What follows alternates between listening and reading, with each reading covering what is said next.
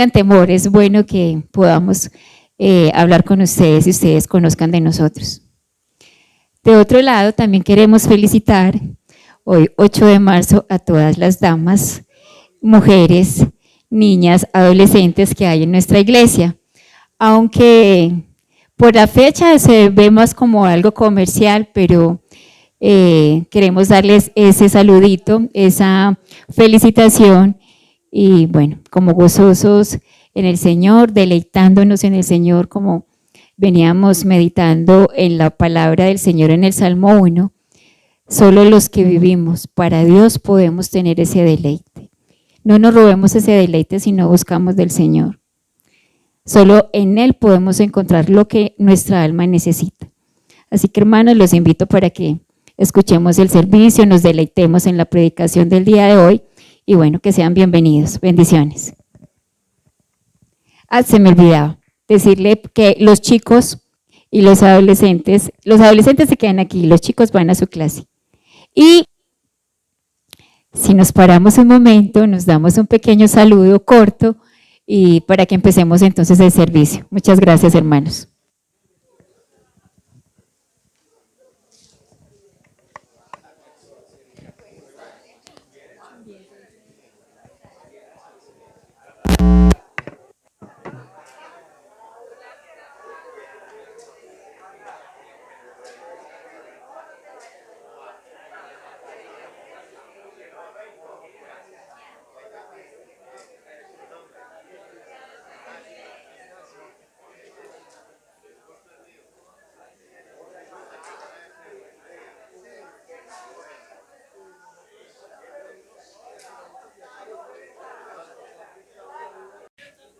Hermanos, ¿ustedes recuerdan esta pareja?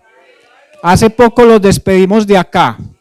Algunos no sabían que ellos por cuestiones de trámites no habían podido casarse aquí en Colombia. El documento no era tan fácil conseguirlo y el costo era bastante alto para asumir en el momento, pero el deseo de ellos era llegar a Venezuela e inmediatamente casarse y lo hicieron esta semana. Otro plan que tiene Llorelis, porque Osvaldo ya es bautizado, es que va a dar el paso de obediencia en los próximos días también. Ella me pidió que la bautizara acá, pero yo le dije que primero quería que organizara tema de matrimonio y luego diera el paso de obediencia en la fe. Entonces me dijo, pastor, cuente a la iglesia que ya di ese paso de obediencia y que estoy pendiente del otro, pues no de obediencia, sino de casarse, sí, también de obediencia, pero también de bautismo. Bueno, por aquí quiero invitar a Mario, Claudia. Algunos sé que cuando los vean van a reconocerlos, pues ellos han estado dictando discipulados virtuales acá en la iglesia. Ellos ahorita están radicados en Urrao, Antioquia. ¿Cuántos han ido a Urrao? Yo bajo la mano porque no he llegado a ir. Ya me invitaron, pero no he ido. Entonces, ellos son hermanos que se han conectado de forma muy especial con el Redil y por eso se les ha brindado la oportunidad de enseñar también. Están haciendo acercamientos con Encarga, que es un instituto bíblico de la iglesia Redil de Sabaneta, para hacer un curso básico en teología. Y bueno, ¿por qué los tenemos acá? Porque ellos quieren que los consideremos parte de la iglesia, que estemos orando por ellos, porque ellos también están desarrollando lo que es evangelismo allí en Urrao. Y con el deseo de tener un rebaño, ya lo tienen, ya tienen un rebaño. Entonces, ¿cuál es la intención? Que oremos para ver si Dios nos va llevando por esa senda de considerarlos misioneros o una pareja en misión de aquí de Redil Retiro, allá en Urrao. También sueñan con regresar a instalarse acá al Retiro. Entonces, que Dios sea organizando todo ello. ¿Ustedes saben de quién es hija esta mujer? De este señor que acá sentado, a don Alberto Castaño y doña Margarita. Entonces aquí para que vea que estamos en familia, esto aquí se vuelve familia, nietos, hijos y de todo. Entonces, no sé si quieren hablar, decir algo. Bueno, Mario y Claudia son casados. ¿Hace cuánto? 23 años. Por molestar. Bueno, vamos a, ¿si quieren decir algo? No, Estamos muy agradecidos, muy dichosos de pertenecer a esta comunidad, de poder que el Señor los haya puesto en nuestro camino y ver cómo mi papá y mi mamá aquí también están creciendo. Eso es una dicha, un gozo, un descanso para nosotros, orando por el resto de nuestra familia, que es muy numerosa. Y muy felices que ustedes nos acompañen en oración para poder mostrar a Cristo como es en Urrao aquí lo que podamos servirles mi esposo y yo. Bueno, muchas gracias. Yo soy Mario, el esposo de Claudia. Servimos con mucho amor para el Señor y por las personas que allí se conectan y otras personas que también de Urrao que se conectan en las clases y en el estudio bíblico, que el interés principal, como ustedes saben, es mostrar a Cristo en nuestra vida diaria, en nuestro diario vivir, en nuestro corazón y para con todos los hermanos. Entonces, pues, muy contentos. Dios les bendiga. Bueno, vamos a orar por ellos desde ya. Ellos también tienen el interés de hacerse miembros de esta iglesia. Entonces pidamos a Dios que nos vaya permitiendo avanzar paso a paso. Señor, en esta mañana preciosa, oramos por nuestros hermanos, Señor, en Cristo, por Mario y por Claudia, Dios. Gracias por la disposición que ellos han tenido de ser instrumentos en tus manos, Señor. Han sido tu voz allí en Urrao, Señor. Mario y su esposa son grandes evangelistas, Señor. Tú los has llevado a diferentes contextos, Señor, cárceles, colegios, y yo sé, Dios, que los seguirás usando para gloria de tu nombre. Te pedimos, Dios, que los guardes, los bendigas, que, Señor, los respaldes en todas las cosas que hacen, que emprendan y lo más importante también que como pareja, como matrimonio, Señor, seas tú bendiciéndolos, Dios, y ayudándoles, Padre Santo, a siempre caminar de tu mano, Señor, para que su relación cada vez se fortalezca aún más. En el nombre de Jesús los bendecimos, Señor, con la bendición de Dios Padre, Hijo, Espíritu Santo, Señor, y anhelando en el corazón que lo que ellos desean, Señor, de acuerdo a tu voluntad, se haga una realidad, Señor, en tu tiempo. En el nombre de Jesús, pues lo pedimos. Amén. Bueno, gracias, Mario. Claudia, si usted todavía tiene interés de conectarse en este estudio que se ha llamado Cristología Bíblica, lo puede hacer. Es los martes de 7:30 a 8:30. Se envía el enlace. Si usted no está en el chat de la iglesia, pues pida que lo incluyan ahí para que esté recibiendo toda la información. Bueno, por acá tenemos ya a un hermano conocido. Si no lo conoce, se los voy a presentar en este momento. Él es Sebastián Yepes, felizmente casado, ¿cierto? Sí. Bueno, también su esposa, junto con su esposa, están esperando un bebé. ¿Cuánto tiene ya? 4 meses. 6, oiga. 6 meses. ¿Cómo se va a llamar? Samuel. Ok. Vamos a orar por Sebastián, que Dios lo bendiga en este tiempo de la enseñanza de la palabra. Señor, gracias por Sebastián y por el mensaje que tú traerás a nosotros en esta mañana. Te pido que lo unjas, lo bendigas, lo uses grandemente, trae tranquilidad, paz a su corazón, Señor, porque no es nuestra palabra, es tu palabra, Señor, que ya salga con esa autoridad, Señor, que se requiere, que exhorte, pero que también consuele y que ese consuelo traiga esperanza en Cristo Jesús. Para la gloria tuya, Señor, oramos. Amén. Bienvenido. Amén. Gracias, hermano. Listo. Buenos días. Abriendo el agua si la necesito. Bueno, qué bueno esta mañana friecita que tenemos por acá. ¿Me escuchan bien? ¿Me escuchan bien? Listo, muy bien. Darle gracias al Señor por este tiempo. Y bueno, yo voy acomodando acá para que nos escuchemos mejor. Sí, el otro está bien.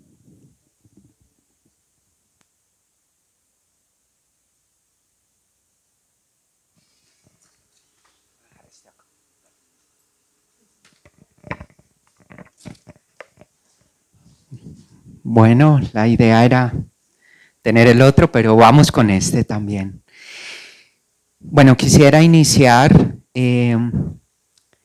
teniendo en cuenta qué es lo que sucede hoy. ¿Qué sucede hoy? ¿Qué creen ustedes que hoy está sucediendo en nuestra ciudad? Sí, votaciones, ¿cierto? ¿Qué dijeron por ahí? El día de la... Por supuesto, por supuesto. Bueno, yo quisiera preguntar, ¿ustedes cuánto piensan que vale un voto?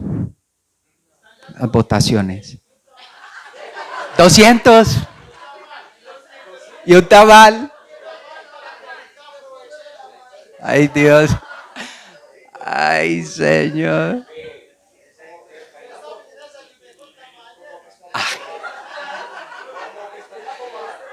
Yo pensé que en esta iglesia nadie iba a responder nada de eso. Pero necesitamos la palabra del Señor. Entonces ahora sí voy con más intencionalidad. En muchas elecciones en Colombia hay personas que recorren barrios en la noche, por ejemplo, en este caso la noche de ayer. Y no llegan con propuestas, llegan de una vez con dinero. 20,000, 30,000, 50,000, no 200,000. Pero bueno, a veces llegan con un mercado, no sé si con tamales, pero a veces también con promesas de trabajo. Tristemente esta es una condición que tenemos en nuestro país de la compra de votos, todavía se ve bastante. Y lo más impactante es que no es un caso aislado, es un caso que se ve cada vez que llegan esta época y temporadas de votación. Algunos estudios sobre corrupción electoral han estimado que la compra de votos puede influir en cerca del 40% de las votaciones en varias regiones del país. Y en algunos lugares incluso más, 40% es muy alto para lo que sigue, y eso sigue ocurriendo tristemente en nuestro país. Ahora, por ejemplo, en estas votaciones legislativas. Es decir, algo que debería de ser una decisión termina cambiándose por unos pocos billetes. Y uno podría decir, nos escandalizamos mucho por esto, pero son realidades con las que debemos, ya en el gobierno cuentan con estas realidades tristemente que se vienen presentando. Cuando esto ocurre vemos algo muy triste, algo valioso se cambia por algo momentáneo. Y esa misma lógica espiritual es la que Dios denuncia por medio del profeta Oseas. Es una lógica que no está muy aislada de lo que hemos venido viendo en estos capítulos del profeta Oseas. Entonces, el pueblo seguía hablando de Dios, seguía ofreciendo sacrificios, pero en realidad habían cambiado a Dios por otras seguridades, su política, sus alianzas y sus fortalezas. Cuando sustituimos a Dios por otras seguridades, inevitablemente se tendrá que enfrentar su justo juicio. En realidad, para el día de hoy veremos por qué quien olvida a su hacedor cosecha destrucción bajo la justa ira de Dios. Voy a volver a repetir. Hoy veremos por qué quien olvida a su hacedor cosecha destrucción bajo la justa ira de Dios. Entonces vamos a leer el texto que hoy tenemos, que es el capítulo 8 de Oseas. Oseas capítulo 8. Voy a leer en favor de todos en el nombre del Padre, del Hijo y del Espíritu Santo. Y les pido que nos pongamos en pie para recibir la palabra del Señor, que en la medida de lo posible la podamos tener física para que no nos distraigamos con el celular, pero si la tienes en el celular, muy importante que sigamos la lectura. Dice la palabra del Señor: pon la trompeta a tu boca, como un águila viene el enemigo contra la casa del Señor, porque han transgredido mi pacto y se han rebelado contra mi ley. Claman a mí: Dios mío, los de Israel te conocemos. Israel rechazó el bien, el enemigo lo perseguirá. Ellos han puesto reyes, pero no escogidos por mí. Han nombrado príncipes, pero sin saberlo yo. Con su plata y su oro se han hecho ídolos para su propia destrucción. Él ha rechazado tu becerro, oh Samaria, diciendo: mi ira se enciende contra ellos. ¿Hasta cuándo serán incapaces de lograr la purificación? Porque de Israel es este también. Un artífice lo hizo, y él no es Dios. Ciertamente será hecho pedazos el becerro de Samaria, porque siembran viento y recogerán tempestades. El trigo no tiene espigas, ni da grano, y si lo diera, se lo tragarían los extraños. Israel ha sido devorado, ahora están entre las naciones como vasija en que nadie se deleita, porque Israel ha subido a Asiria como asno montés solitario. Efraín alquiló amantes, aunque alquilen aliados entre las naciones, ahora los juntaré y comenzarán a debilitarse a causa de la carga del rey de príncipes. Por cuanto Efraín ha multiplicado altares para pecar, en altares para pecar se le han convertido. Aunque le escribí 10,000 preceptos de mi ley, son considerados como cosa extraña. En cuanto a mis ofrendas de sacrificio, sacrifican la carne y se la comen, pero el Señor no se ha complacido en ellas. Ahora se acordará de su iniquidad y los castigará por sus pecados. Ellos volverán a Egipto, pues Israel se ha olvidado de su hacedor y ha edificado palacios, y Judá ha multiplicado ciudades fortificadas. Pero yo enviaré fuego a sus ciudades, que consumirá sus fortalezas. Amén. Podemos tomar asiento.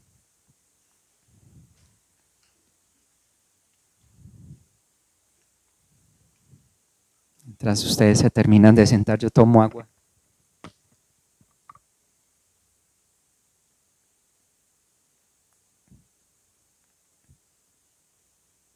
Un texto largo e importante que está sucediendo a lo largo de este libro del profeta Oseas.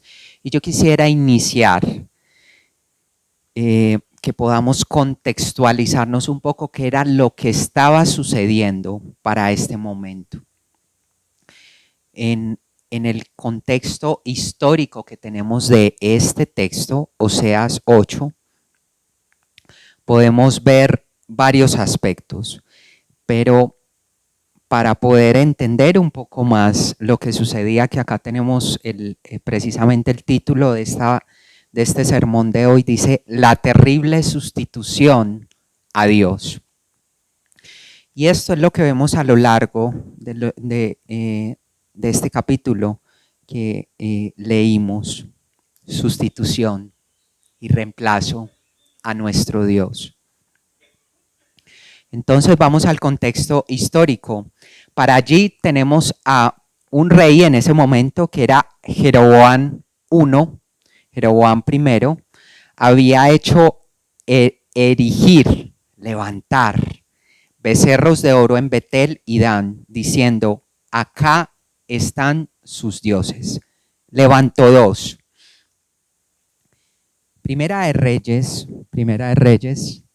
12, 28, 33 dice la palabra de Dios: entonces, siguiendo la recomendación de sus consejeros, estoy hablando de este rey, el rey hizo 2 becerros de oro. Después dijo a la gente en hebreo, y lo dijo en hebreo: para ustedes es muy complicado ir hasta Jerusalén a adorar. Miren, israelitas, estos son los dioses que los sacaron de Egipto. 2 becerros de oro. Jeroboam primero colocó uno de sus ídolos con forma de becerro en Betel, y al otro lado lo puso en Dan, es decir, en varios extremos de su reino. Esto llegó a ser un gran pecado para la gente que rendía culto a ídolos y viajaba hasta Dan, al norte, para rendir culto al becerro que estaba allí. Además, este mismo rey, Jeroboam, construyó edificios en el mismo sitio de los santuarios paganos y consagró sacerdotes dentro de la gente común, es decir, personas que no pertenecían a la tribu sacerdotal de Leví. También instituyó un festival religioso en Betel que se celebraba el día 15 del 8º mes y que era una imitación del festival de las enramadas en Judá. Allí en Betel, Jeroboam ofrecía sacrificios a los becerros que había hecho y nombró sacerdotes para los santuarios paganos que había construido. Así que el día 15 del 8º mes, una fecha que él mismo había designado, Jeroboam, el mismo rey, ofreció sacrificios sobre el altar de Betel e instituyó un festival religioso para Israel y subió al altar a quemar incienso. Miren que cuando él hablaba en hebreo, estaba completamente enfocado en ese pueblo, construyendo 2 becerros, y el pueblo lo seguía. Ahora hablamos un poquito del contexto cultural, qué era lo que sucedía para este momento. Un becerro de oro representaba todo el sistema de rituales de culto. Estamos hablando de sacrificios y demás, todo lo que tenía estos rituales de culto. Tu becerro por metonimia. ¿Y qué es metonimia? En la Biblia es una figura retórica común que sustituye un término por otro, lo cual puede tener una relación estrecha. Y en esto empezamos a entender que se sustituía, cuando hablamos de esta metonimia, es la sustitución de algo por otro, ¿cierto? De que cuando venía este rey había un reemplazo de lo que se estaba haciendo antes para traerlo ahora. Entonces, todo este sistema de rituales de culto traía algo de atrás, pero que querían traerlo parecido, pero que empezaba a cambiar precisamente desde lo que eran los becerros y todo el sistema de rituales. Entonces, con esto nos contextualizamos un poco de lo que sucedía y ahora vamos a los puntos de lo que tienen que ver con este gran texto, todo el capítulo 8. Vamos entonces a mirar si de pronto tenemos los puntos de este sermón, si de pronto los tenemos por ahí. El primer punto que tenemos de este sermón para los que toman nota es sustituyendo la autoridad de Dios. Y sustituyendo la autoridad de Dios está en Oseas 8, del 1 al 6. Sustituyendo la autoridad de Dios. Entonces, para este momento podemos entender algo muy importante que nos dice la palabra. Vamos siguiendo entonces la palabra del Señor. Dice en este capítulo 8, precisamente al inicio, porque han transgredido, miren en el verso 1, en la parte más o menos B, dice, pon la trompeta a tu boca, como un águila viene el enemigo contra la casa del Señor. Esto es que viene juicio para Israel. Y luego dice, ¿por qué? empieza esta explicación tan importante. ¿Por qué? Porque han transgredido mi pacto. Muy importante, han transgredido mi pacto. Entonces, ahí debemos de empezar a entender qué es lo que es el pacto. ¿Qué es y qué referente a esto que se han rebelado contra mi ley, quizás contra su ley, la ley mosaica? Podemos entenderle un poco más a lo que se estaba refiriendo el autor. Pero mi pacto, ¿qué es el pacto? ¿Cuál es el pacto? Y cuando yo buscaba una definición de lo que es el pacto es una alianza, confederación, convenir, hacer una alianza. Y ahí en ese pacto hay unas promesas, hay unas condiciones. Los pactos definen obligaciones, compromisos, pero son diferentes de un contrato porque son relacionales y personales. Los pactos, que no nos olvidemos de esto, los pactos son relacionales y personales. El mejor ejemplo de un pacto es, ¿adivinen qué? El matrimonio. Muy bien, lo que ocurrió ahora con los hermanos que están en Venezuela ya que se casaron, vieron la foto acá, un pacto.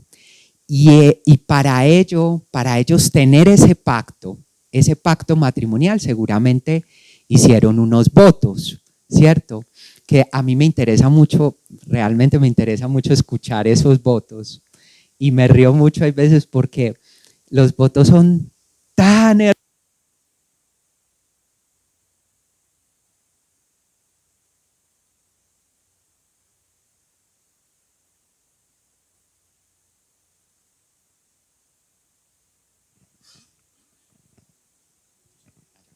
Seguro toqué un botón que no era. Y se promete tanto en esos matrimonios. Entonces, pero realmente cuando el verdadero matrimonio empieza, ahí es donde uno dice, y yo prometí tanto, y yo qué tanto le dije al Señor lo que había en esos votos. Me encanta cuando escucho esos votos y la importancia en realidad que ellos tienen en el matrimonio. Entonces, en un matrimonio, eligen entablar una relación formal. ¿Por ahí me escuchan?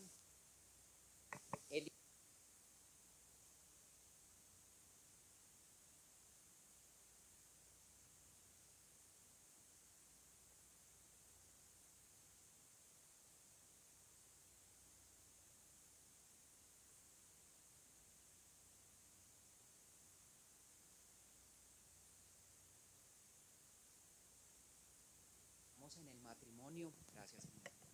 Podemos pensar en pacto. Y es un pacto que está entre el hombre y la mujer y también es un pacto con el Señor, por supuesto. Es muy importante. Luego empiezan otros momentos del matrimonio donde trabajan como socios para lograr objetivos comunes, pero siguen siendo un matrimonio donde el esposo se debe a la esposa y la esposa al esposo y se entregan entre ellos, construyendo una vida para unos sueños juntos, unos proyectos en Dios juntos y para luego crecer con sus hijos juntos o tal vez, si el Señor no lo permite o lo permite con hijos o sin hijos. Ahora más tardecito volvemos a retomar el pacto, pero quiero que nos quedemos ahí. Cuando recordamos un pacto, recordemos el matrimonio.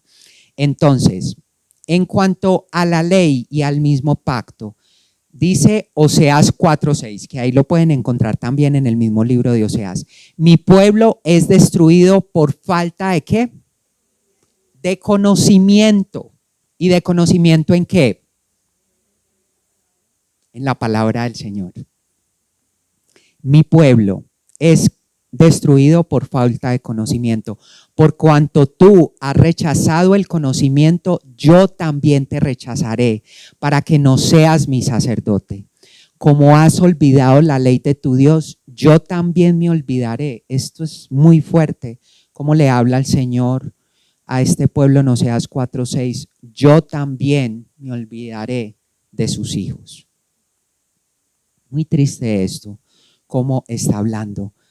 Sin embargo, vemos que a pesar de este juicio, sigue habiendo esperanza para que el pueblo se arrepienta y vuelva al Señor. Ellos, ¿qué pasó en este primer punto? Vamos en el primer punto de sustituyendo la autoridad de Dios. Sustituyendo la autoridad de Dios. ¿Qué pasó? Dijeron conocer a Dios. Ellos dijeron, si ustedes ven en el texto, dice, porque han transgredido mi pacto, se han rebelado contra mi ley. Claman a mí, Dios mío, los de Israel, ¿qué? Te conocemos, te conocemos. Dijeron conocer a Dios, pero lo rechazaron. A Dios lo rechazaron. Miren, esto de conocimiento es muy importante. Esto de conocimiento en hebreo, esta palabra conocimiento significa yada, yada. Y este conocimiento es un conocimiento intelectual, pero no es un conocimiento relacional, que precisamente eso es lo que quiere nuestro Señor. Es que es muy diferente cuando yo digo, conozco a alguien que he escuchado por televisión. Por ejemplo, si hemos escuchado algunos de aquellos candidatos por los que vamos a votar o ya votaron, pero realmente los conocemos. Puede ser que sí, puede ser que no. Y esto es de lo que habla esta palabra. Esta yada es un conocimiento intelectual, pero más que esto, el Señor quiere que su pueblo lo conozca y lo experimente, lo viva a nuestro Dios.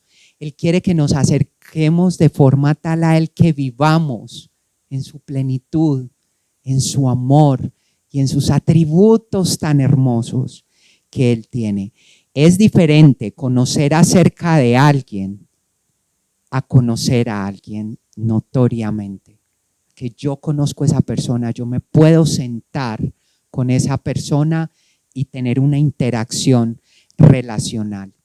Tito 1:16, para los que toman nota, dice, profesan conocer a Dios, pero con sus hechos lo niegan, siendo abominables y desobedientes e inútiles para cualquier obra buena. Y esto es muy importante, lo que nos hablaba el pastor César en la predicación anterior, de esto de la intimidad con nuestro Señor y la comunión con Él, ¿cierto? Crecemos mucho en la palabra, debemos de crecer mucho en la palabra y en conocerlo a Él por medio de su palabra, pero también que con esta misma palabra nos acerquemos y tengamos un lugar con Él, un lugar para poder interactuar con Él, orarle a Él. Entonces, ¿y qué hace este pueblo? ¿Qué hace este pueblo después de que leemos este Tito 1:16? Que esto hace parte, por supuesto, del Nuevo Testamento. Pero ¿qué es lo que hace este pueblo cuando hablamos de sustituir la autoridad de Dios? Fabrican ídolos como el becerro de Samaria. Y esto ya había ocurrido antes en el Antiguo Testamento. Oseas 8:4 dice, ellos han puesto reyes, pero no escogidos por mí. Han nombrado príncipes, pero sin yo saberlo. Con su plata y su oro se han hecho ídolos para su propia destrucción. Ellos pensaban que por tener algunas tradiciones parecidas, algunos ejercicios en su actividad de los sacrificios y todos los ritos, pensaban que estaban adorando a Dios, pero ahí no estaba Dios, por ningún lado. Dice Oseas 2:8, pues ella no sabía que yo le daba el trigo, el vino nuevo y el aceite. Y oigan esto, y le prodigaba la plata y el oro que ellos usaban para Baal. Ellos estaban construyendo becerros de oro y también construían, digamos, si los podríamos decir, imágenes para Baal, para otro Dios que no les iba a responder ni les iba a hablar. ¿Y quién era el que entregaba estos utensilios? El mismo Señor. El mismo Señor. Y ellos consideraban que ahí estaba Dios. Como el pueblo, así era el sacerdote. Oseas 4:9. Los castigaré por su proceder, es decir, por sus caminos, y les pagaré según sus obras, dice el Señor. Mucho juicio hay en este texto. En el verso 5, si ustedes pueden verlo en sus Biblias, dice: Él ha rechazado tu becerro, oh Samaria, diciendo: mi ira se enciende contra ellos. ¿Hasta cuándo serán incapaces de lograr la purificación? Mi ira se enciende contra ellos. Acá quisiera detenerme un poco. ¿Ira? ¿Acaso nuestro Dios es un Dios airado? Pues déjenme decirles que sí.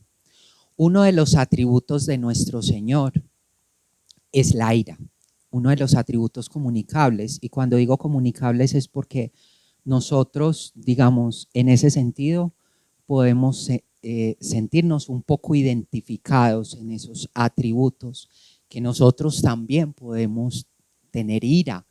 Y hay una ira que habla la palabra del Señor, ira pecaminosa y descontrolada, y hay otra ira donde quizás hay indignación por cosas, pero allí lo importante es las reacciones que quizás tenemos. Sin embargo, no voy a profundizar mucho allí, pero un atributo de nuestro Dios es su ira.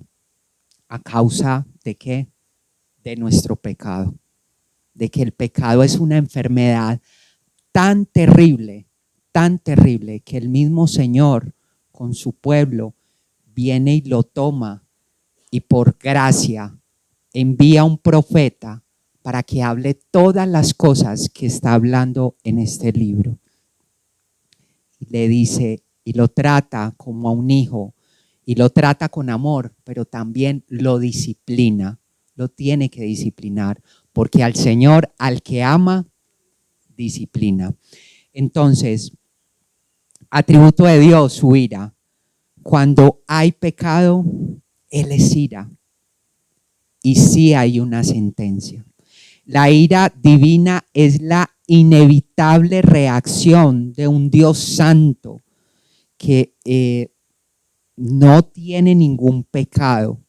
La ira es la respuesta necesaria de un Dios justo contra la maldad de las criaturas. Vuelvo y repito, la ira divina es la inevitable reacción de un Dios santo contra el pecado de los hombres. La ira es la respuesta necesaria de un Dios justo contra la maldad de las criaturas. El Señor no puede mostrar la ira a menos de que haya pecado. Y no puede haber pecado sin la existencia de criaturas que pecan como nosotros. Por lo tanto, la ira divina no puede manifestarse sin la creación y sin su caída en el pecado, que esto nos debemos remitir a Génesis 3. Pero no vayamos muy lejos nosotros.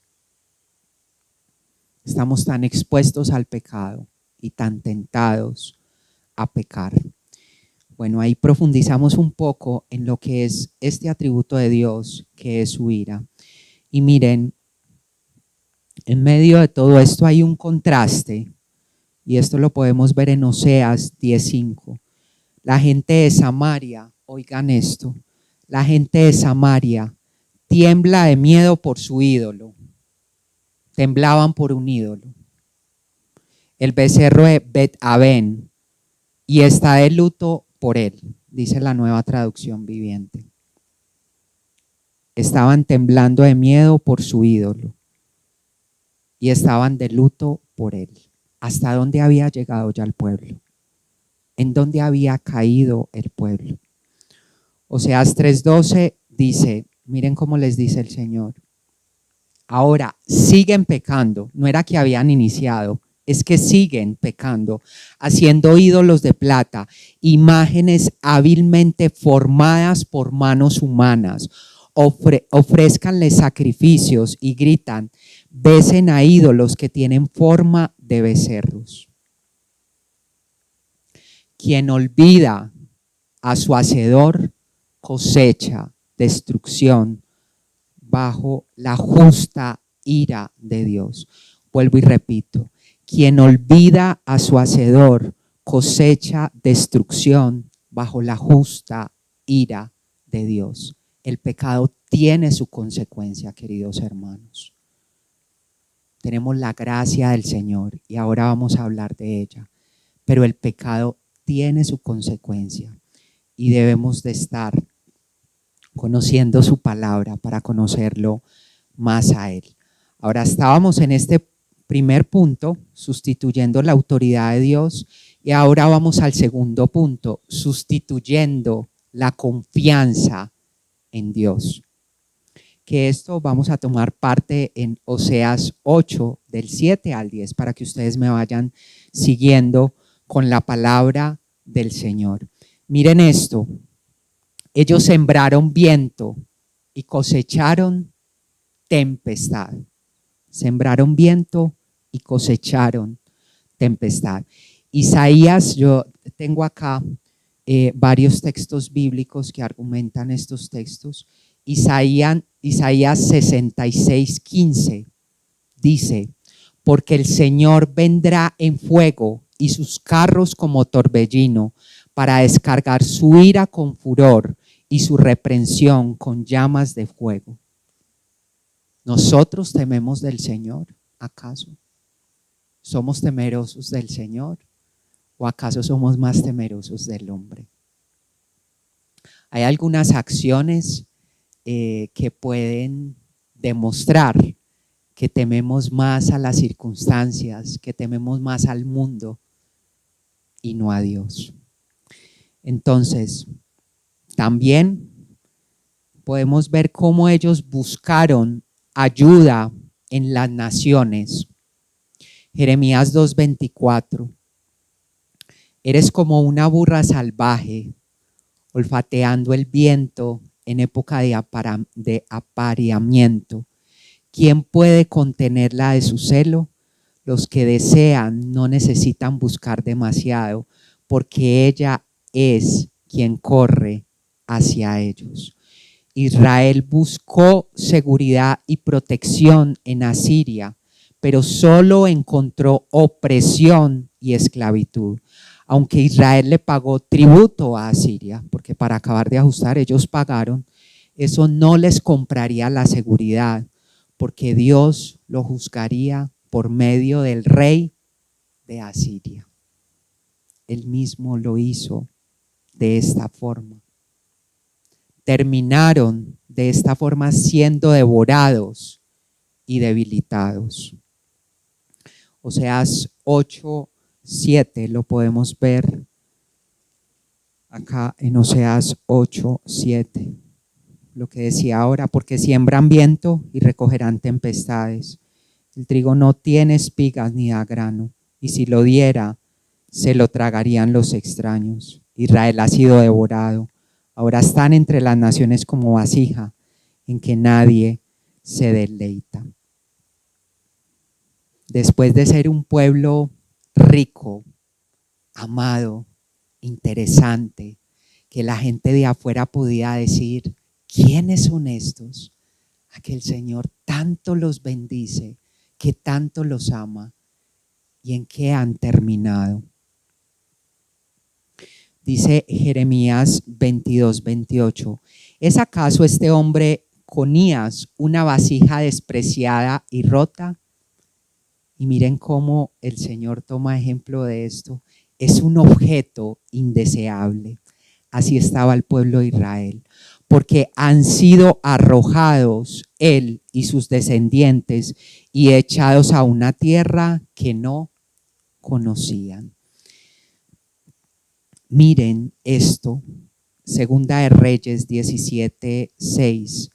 En el año 9 de Oseas, el rey de Asiria tomó a Samaria y se la llevó, y se llevó a Israel, también Israel, al destierro en Asiria, y los puso en Alá y en Abor, río de Gozán, y en las ciudades de los medos. Destierro se los llevó.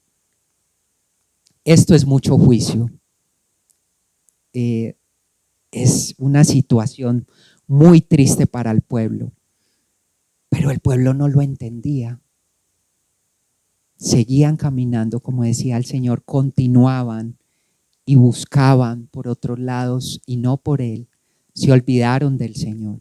Y vuelvo y repito esta frase: quien olvida a su hacedor cosecha destrucción bajo la justa ira de Dios. Yo quisiera que pudieras empezar a examinar en tu mente cómo tú, de qué formas tú te olvidas de tu hacedor, de qué formas tú lo haces.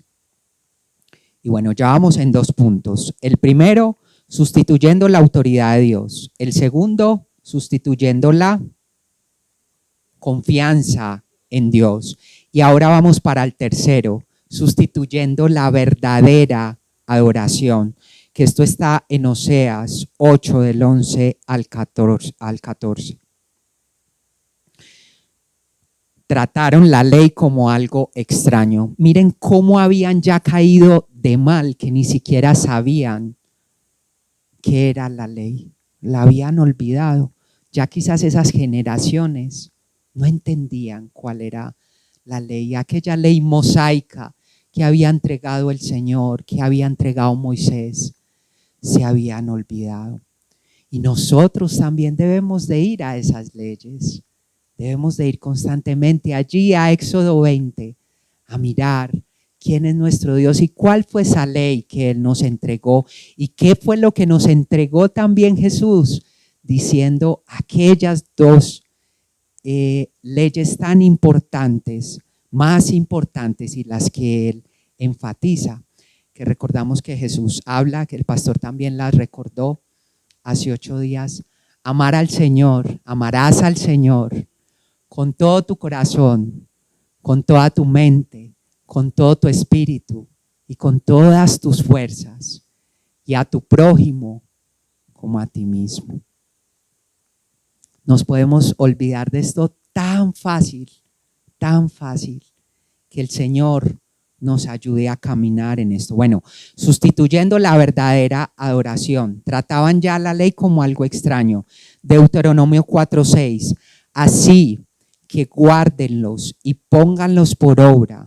Miren esto tan hermoso. En Deuteronomio estaba entregando la ley, y cuando Él entregó la ley dijo: guárdenla y pónganla por obra, porque esta será su sabiduría, la ley, y su inteligencia ante los ojos de los pueblos, que al escuchar todos estos estatutos dirán: ciertamente esta gran nación es un pueblo sabio e inteligente.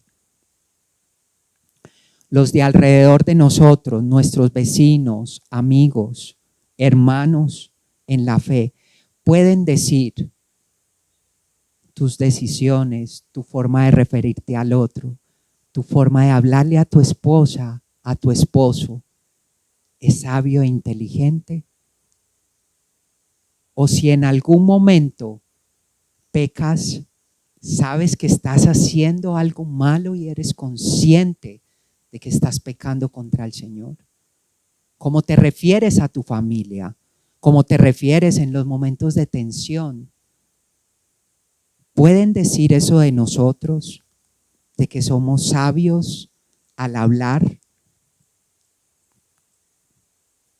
Que el Señor nos siga ayudando. Aparte de esto, vamos en el tercer punto, sustituyendo la verdadera adoración, practicaron una religión vacía. Ellos pensaron que porque habían sacrificios parecidos, ahí estaba Dios en esos 2 becerros de oro. Ahí estaba Dios. Y resulta que Dios ahí no estaba. Jeremías 14:10 dice, así dice el Señor de este pueblo, cómo les ha gustado vagar, no han refrenado sus pies. El Señor pues no los acepta o no se complace en ellos. Ahora se acordará Él de su iniquidad y castigará sus pecados. En esto quiero detenerme también un poco. Ahora yo venía en el bus de Medellín, venía de Medellín hacia acá, y estaba orando un momentico al Señor en medio del bus. Hay veces, últimamente me he mareado un poco porque estoy viendo el celular, estoy tratando de responder mensajes en ocasiones y dije, bueno, no voy a ver el celular, voy a orar al Señor. Y cuando empecé a orar, empezó una conversación de un señor en el bus. Y era inevitable escucharlo. Todo el bus lo estábamos escuchando. Era un señor que le decía a una persona que estuviera tranquila, que estaba viviendo momentos de mucha dificultad, pero que orara a Dios, orar al Dios. Y yo dije, ve, esa persona es cristiana. Y dije, ve. Y el Señor siguió hablando. Entonces dijo, bueno, mire, yo necesito que prepare una ruda. Necesito que prepare también algunas hierbas específicas. Necesito también que tenga un escapulario para cuando yo llegue allá. Él dijo, yo voy a votar al retiro, pero después voy a su casa.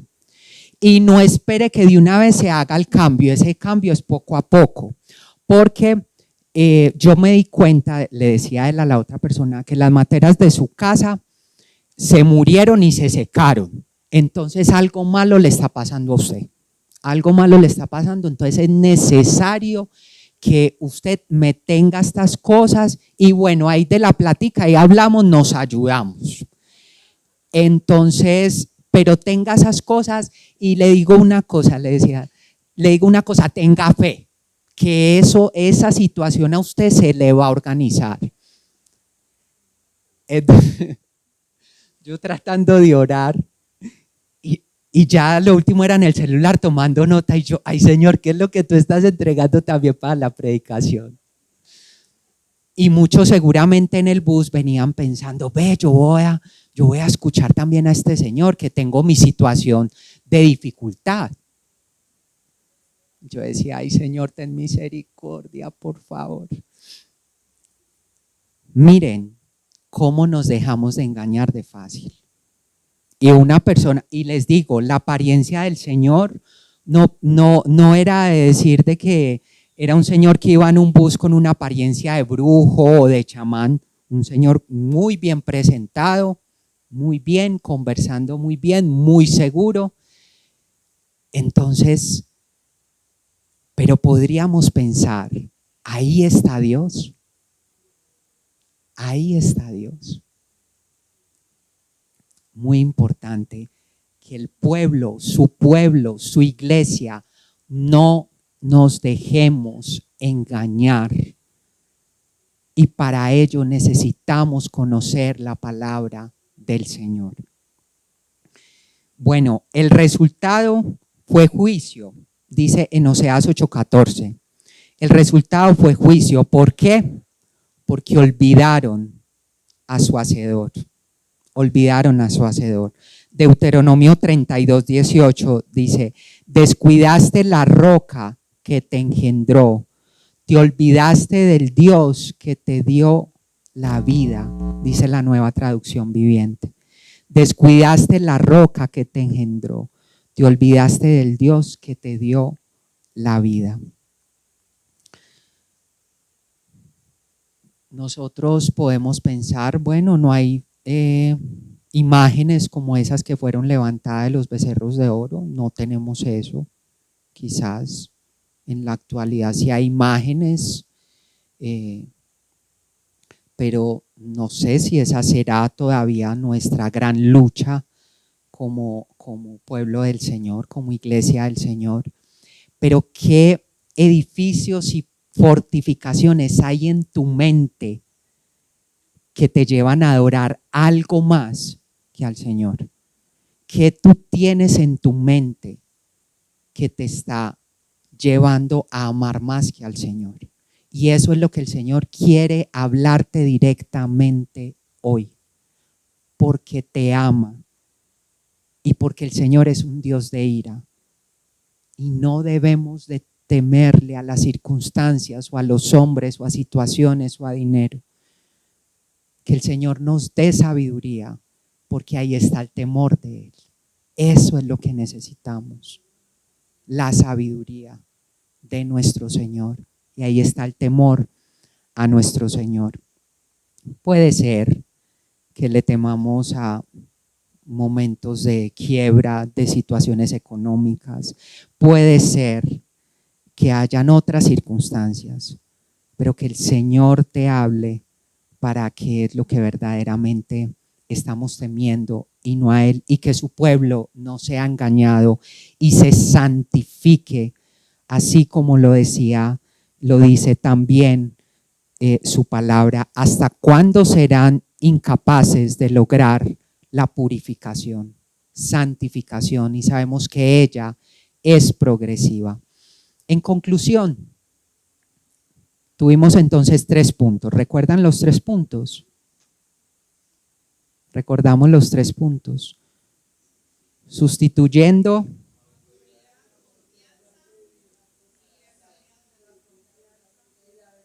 y la verdadera adoración. Muy bien. Bueno, yo pensé que estaban callados porque no estaban escuchando, pero bendito sea el Señor. En conclusión, el verdadero enemigo de Israel ni siquiera era esos becerros que no tenían por qué adorar, si ellos ya tenían su Dios.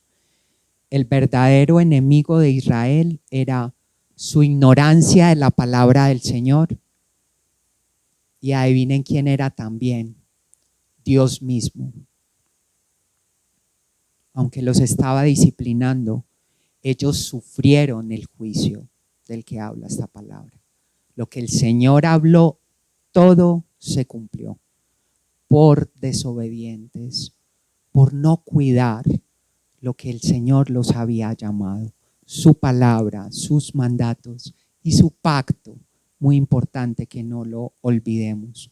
Hermanos, quien olvida a su hacedor cosecha destrucción bajo la justa ira de Dios. A pesar de sus violaciones del pacto, dieron por sentado que Dios no los castigaría, dado que lo habían incluido en su culto sincretista.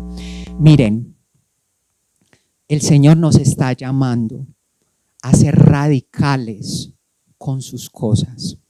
Ahora hay un sincretismo tan impresionante, y este sincretismo es una mezcla de muchas cosas.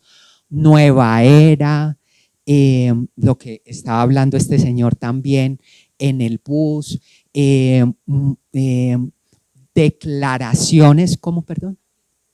Pensamiento positivo, declaraciones donde podemos manipular a nuestro Señor. ¿Quiénes somos nosotros para manipularlos?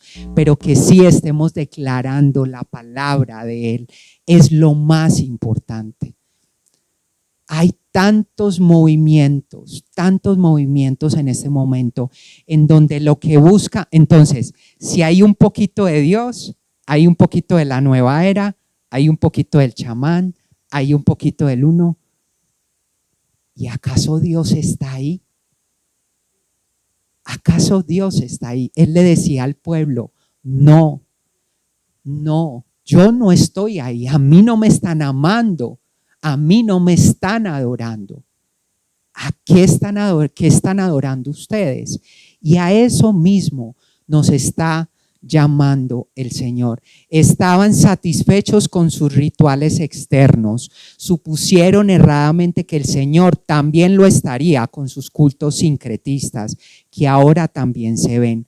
La confianza de Israel no estaba puesta en su hacedor, sino en sus propios logros. Las edificaciones y las grandes fortalezas no sirven de nada si el pueblo se ha olvidado de Dios. Él castiga donde duele.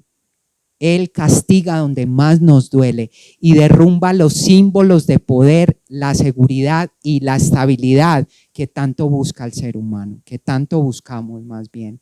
Hermanos, Oseas 8 en conclusión nos muestra una verdad de que quien olvida a su hacedor cosecha destrucción bajo la justa ira de Dios.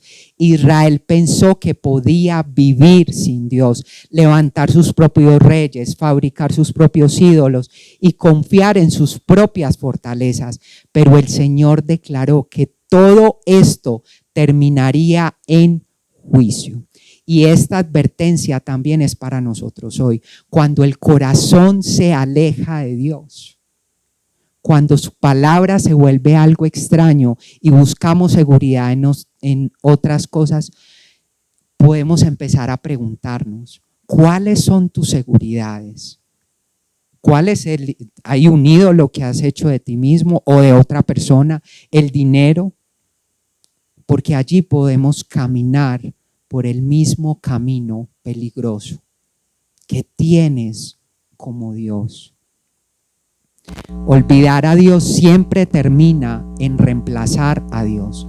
Cuando tú te sales un poquito y te empiezas a salir y te vas siguiendo, tú inevitablemente lo vas a empezar a reemplazar con otras cosas.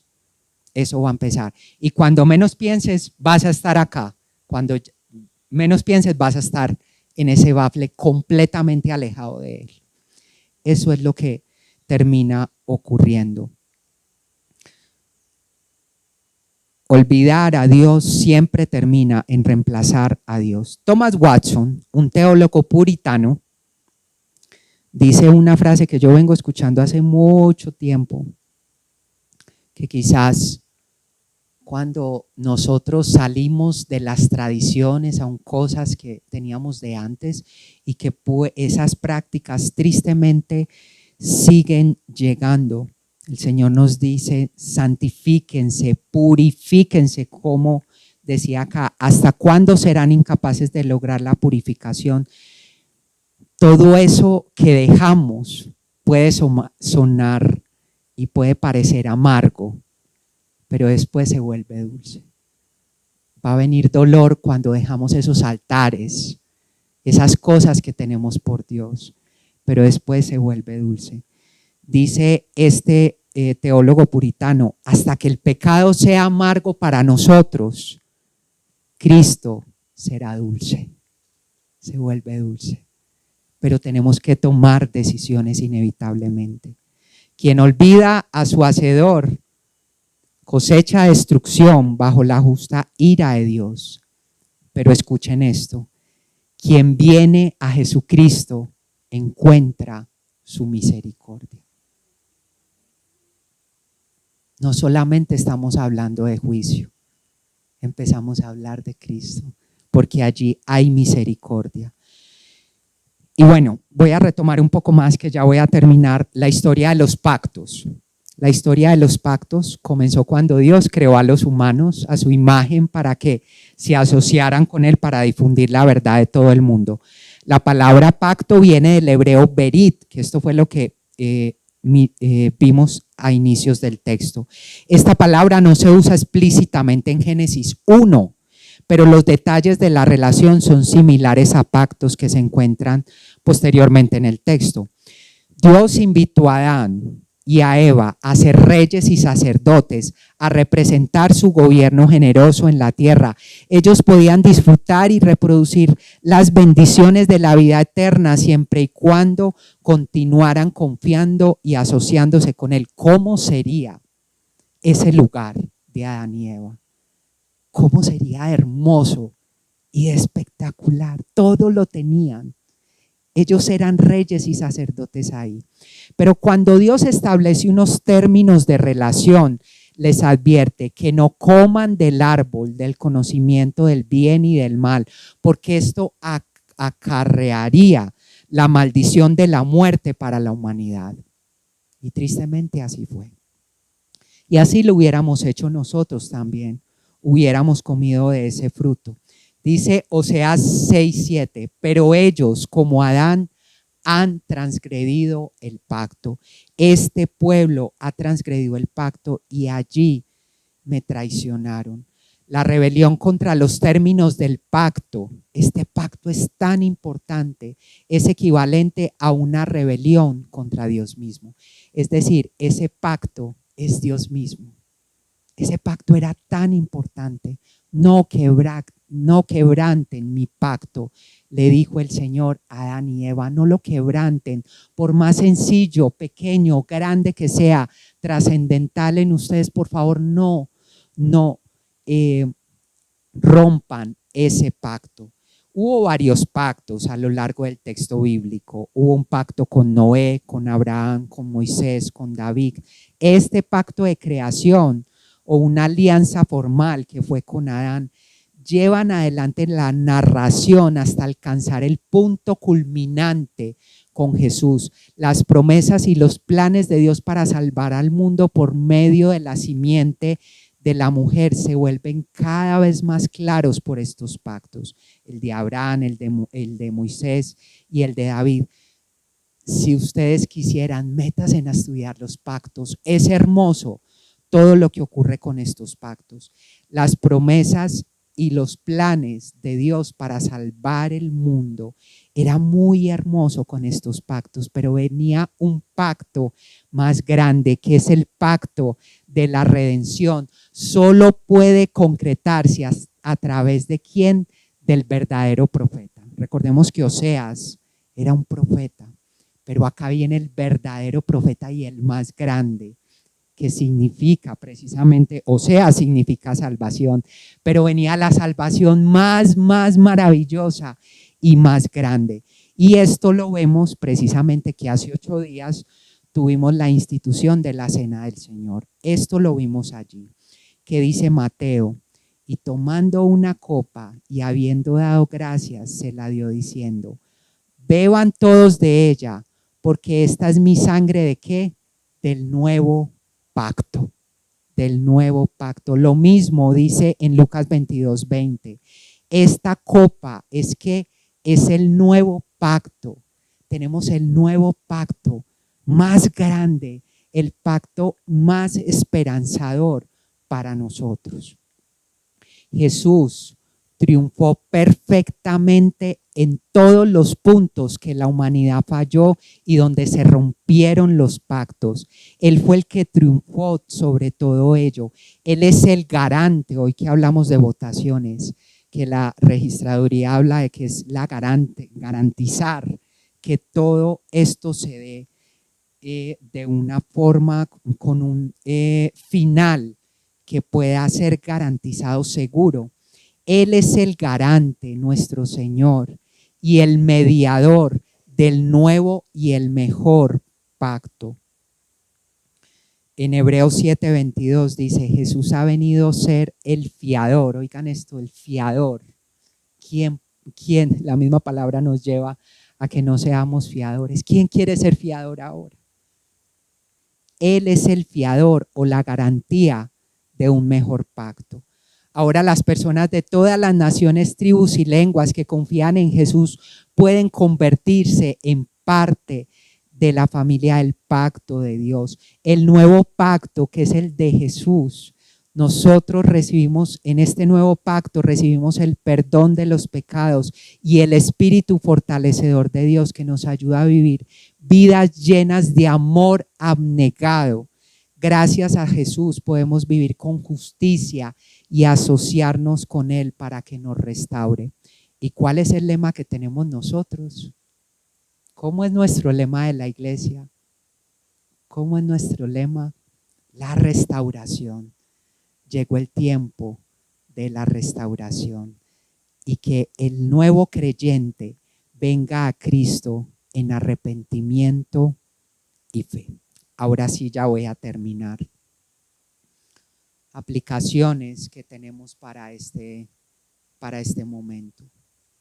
Si hoy Dios te preguntara o examinara tu vida, vería un corazón que confía en Él y se somete a su voluntad, o una vida que en lo cotidiano demuestra que lo has olvidado o que has sustituido o reemplazado por ídolos o seguridades. Y para el no creyente, si hoy murieras, si tú que estás caminando, iniciando en la fe, si tú hoy murieras, ¿para dónde crees que te irías? ¿Quién crees que te salvaría? ¿Dónde estaría tu alma si murieras? Porque acá hemos hablado de confianza en nuestro Señor. Pongámonos en pie y oremos al Señor.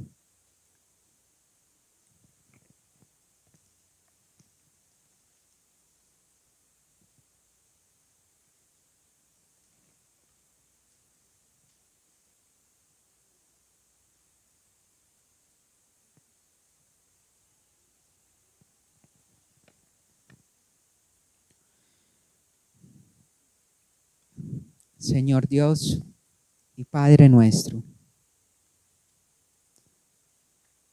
venimos delante de ti después de haber escuchado tu palabra.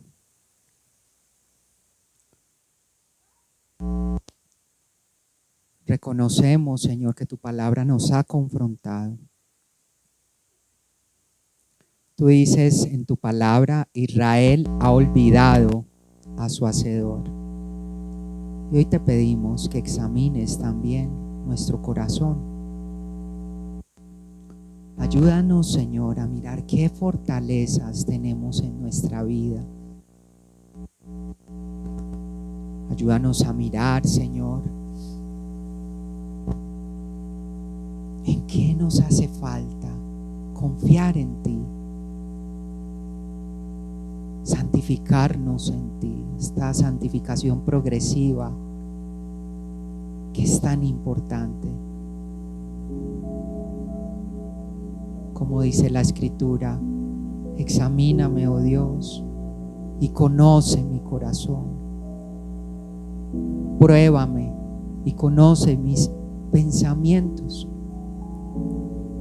Señor, perdónanos cuando hemos confiado más en nuestras propias fuerzas que en ti.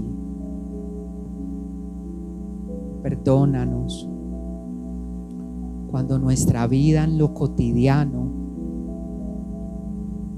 ha reflejado olvido de tu autoridad, de tu bondad, de tu gracia, de tu generosidad, Señor. Te pedimos que tu Espíritu Santo use tu palabra para llevarnos al arrepentimiento sincero, para renovar nuestro amor por ti, con ese nuevo pacto de tu Hijo, Señor. Gracias por mostrarnos a Cristo. Ayúdanos a que nuestra vida refleje verdadera obediencia. Guárdanos, Señor, de olvidar a nuestro Hacedor por los enredos en que está este mundo convulsionado, por lo que nos está mostrando. Haz que confiemos en ti, Señor, que nos sometamos a tu voluntad y que adoremos con un corazón sincero. Y si alguien de acá está empezando en la fe, caminando en la fe, concédele arrepentimiento y fe en ti, Señor, por favor. Que tu palabra produzca fruto en nosotros para tu gloria y para nuestro bien. En el nombre de Jesús. Amén.